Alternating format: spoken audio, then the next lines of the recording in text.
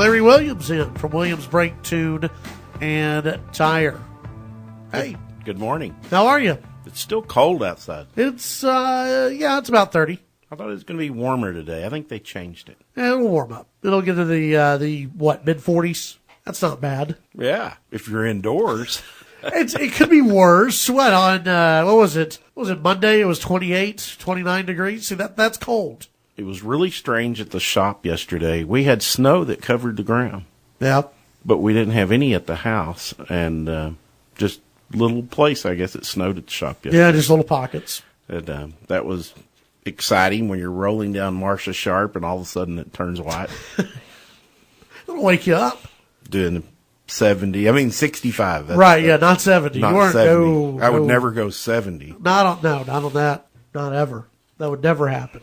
I wonder why we think we can get 5 miles an hour extra, because I'm that guy. But we do, don't we? Yes. We don't get that. I do that. So don't do that. 70, 75, yeah. Whatever it may be. Yeah. I kind of look at it as though, how fast should this be? How fast should this stretch of road really be? The speed limit is only a suggestion. That's right. The speed limit, that's someone else telling what they think it should be. My suggestion is it should be a lot faster than that. That's the guy in the big truck, not you. That's right. Oh, yeah. That's the person who's going really slow in the left-hand lane that causes all the accidents. Well, next time you get stopped, try that. Say, the speed limit's only a suggestion. suggestion. I don't think that'll work.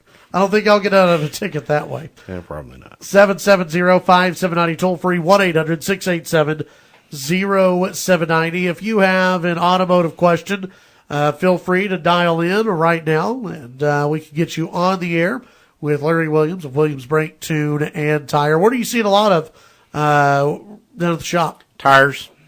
It's income tax time, and we've got a great sale on tires and just a lot of tires. It's that time of the year. Yeah, 'tis the season. Let's go to the phones.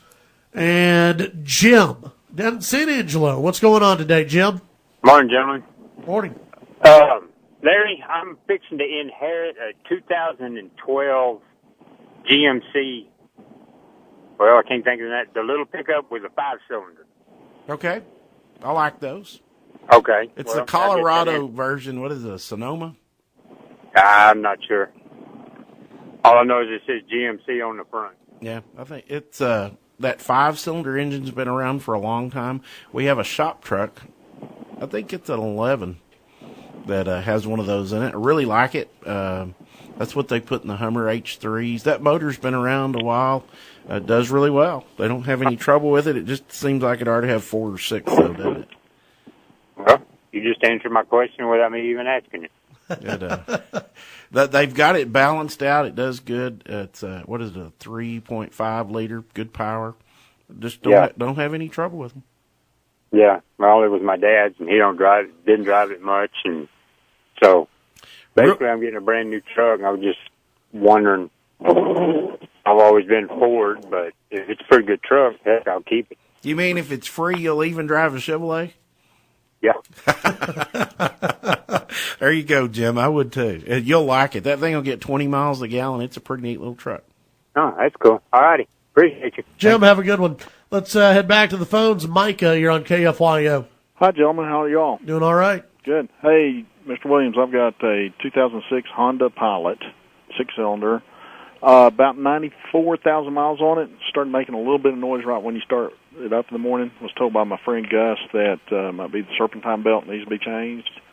It's very possible that tensioner sometimes will get a little loose because the belts stretch, and it'll make a noise when you first crank it. So it's very possible. He suggested that with that type of mileage, that might be time to change the serpentine belt, change the points and change the plugs and wiring, and maybe the timing belt, and look at the water pump. What do you think about all that? It's true, but I need to look up your Honda Pilot. I thought it had a chain, an 06 Pilot. I can look that up. But if it has a timing belt, yes, at 100,000 miles or slightly before, you need to do those things, all of those things. The timing belt, the plugs, the serpentine belt needs to be replaced. So I just need to look it up and see.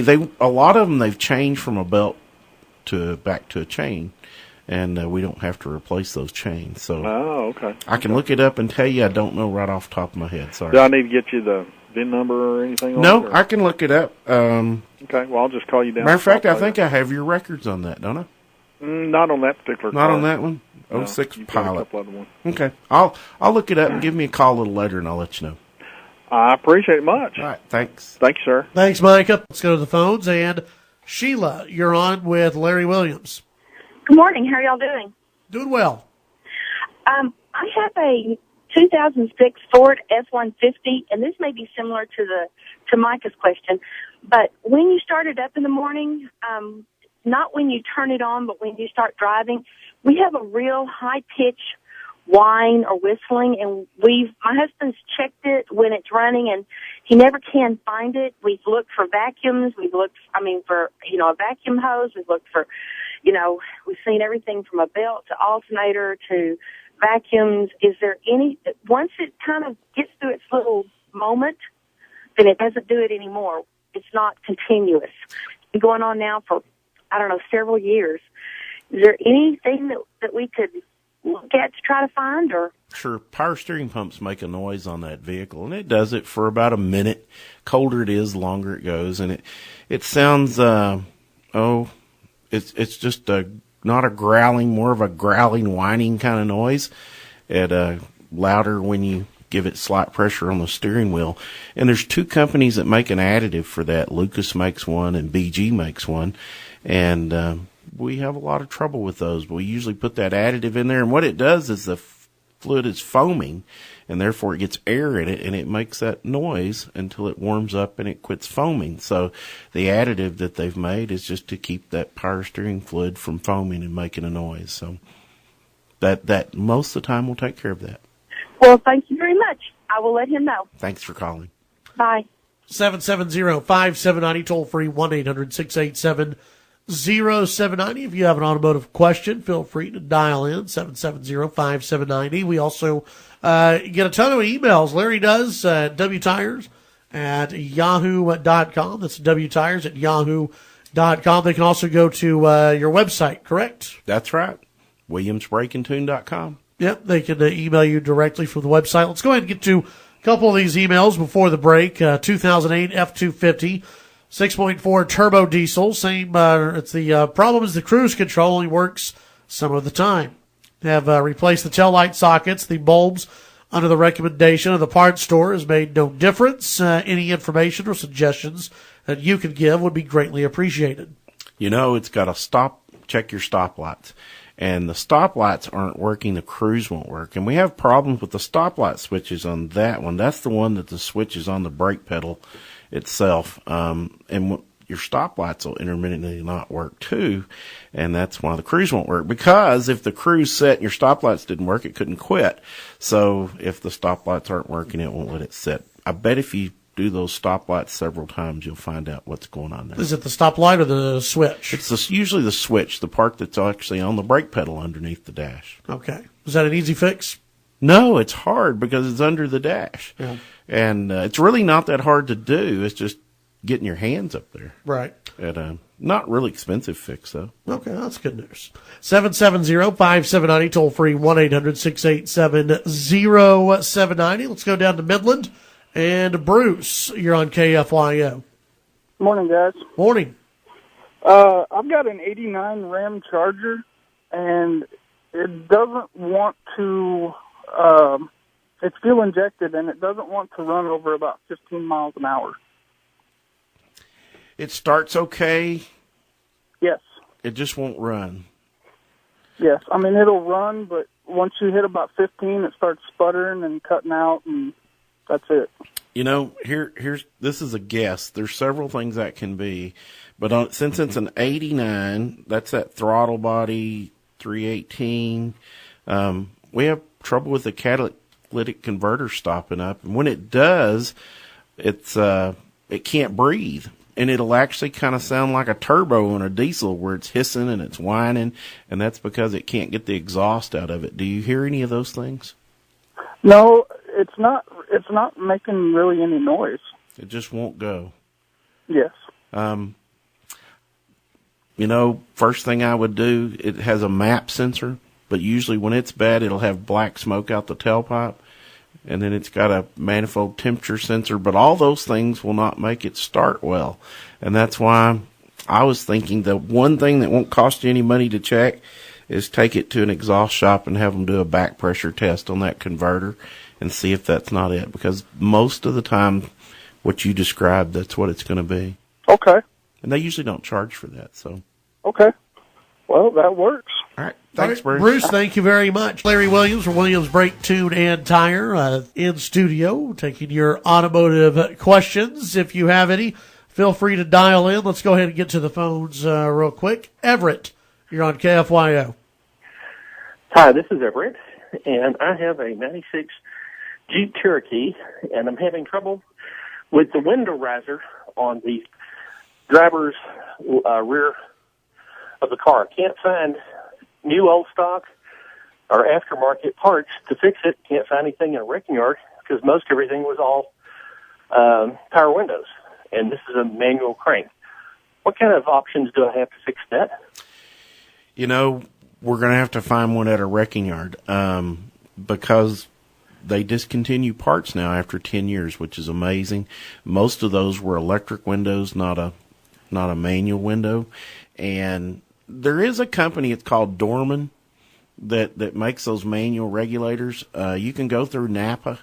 I went through Dorman. I've even called Dorman Corporate. And they don't have it. They don't have one for that model. Apparently no one ever made one for that model. Yeah. And I've been looking for 6 years. Right now it's kind of taped up, and I'm still trying to get it fixed. I mean, it's long before the 10-year window, but I just didn't know if there was some other way. Can you adapt one for another vehicle or something? You could put a window regulator out of an electric one in there, and the door's the same and the window's the same, but you wouldn't have a way to operate it. That's what you could do, but you should be able to find one on a national. They have a national locator. Two of our wrecking yards here in town, B&R is one of those. I tried them in D.C. Both of them got on and they couldn't find a single one for that door. Yeah, honestly, you just have to keep on that. I do that a lot. I have a list of things on my desk, and about once a week we go in there and just keep looking. I mean, they're there. It's just connecting with it at the time that somebody's going to find it. Well, and really there's thousands of people, wrecking yards that are on that, they call it a line, and it happens to be if they're looking or if they care, because that's a small part, and they're probably there, they just don't want to go look for it. Well, I found one, and the guy said, I'll sell you the whole door, but I won't sell you the regulator. Yeah, I wouldn't buy the whole door. Well, anyway, if you'll call me later at work, I have some numbers of two places you can do a little online searching for that. I bet we can find one. Thank you very much. I appreciate it. You bet. All right, let's go back to the phones. And Monty in Muleshoe, you're on KFYO. Yeah, I got a 2002 GMC pickup that's got about 180,000 miles on it. And I was wondering, I've never done anything to the transmission, and it works fine. Do I need to do anything to that transmission? No. I believe that you're supposed to change it every 50,000. That's okay. But if you go past 100,000 and then you change it, that fluid is thicker now, and we're going to drain all that fluid out and put some thinner fluid in it, and it could have a problem after you change it. So honestly, no. If I was going to do something, I'd put an additive in it, put a transmission additive. I like BG and Lucas products, and both of those people make a transmission additive, and that's what I would do, and I'd leave it alone. Okay, the brakes. Also, I haven't done anything with the brakes. Well, Monty, you'd put a poor mechanic out of business. Well, I take my time stopping, and, I've had them looked at twice. They said, no, there's nothing wrong with them. Is that normal for a vehicle to have brakes for 180,000 miles? No, that means you're really easy on your brakes. And, yes, some people can do that. Most people at about 50 to 60,000 miles are going to need brakes. But some people can do that. And until they're wore out, you don't need them. I mean, they're friction products, and as long as there's lining left on them, you're okay. Okay. All right. Thank you. Thanks for calling, Monty. All right, real quick, let's get to John. You're on KFYO. Good morning, gentlemen. Another transmission question. I have a 2002 Honda Accord. I know the transmissions are a little bit different on the Hondas than they are on the GM and Ford products. I bought this car a couple of years ago. It has about 175,000 miles. I checked the fluid. It is pretty dark. Do I need to go ahead and do a flush or change the fluid out? I know the filter's actually built in, I guess, into the transmission. Is that correct? That's correct. If I didn't know if it's ever been changed and that fluid's really dark, I'm going to give you the same answer as Monty. You're better off to leave it alone, put an additive in it, and go. Changing it could create a problem. Okay. Very good then. John, thanks for the call. Real quick, I could give you 20 seconds. Gabe, go. Yes, I have a 2005 Dodge Durango. Early in the morning, if it's pretty close to freezing, the vehicle won't start. But when it's in regular, sounds like day, I'm sorry, Gabe. I gotta cut you a little short, but it sounds like an airflow sensor. When it's cold, that what tells it the temperature outside. And when it's warm, it'll start. So try cleaning that first, and then if not, replace it. Thank you very much. Larry, thank you. Thanks.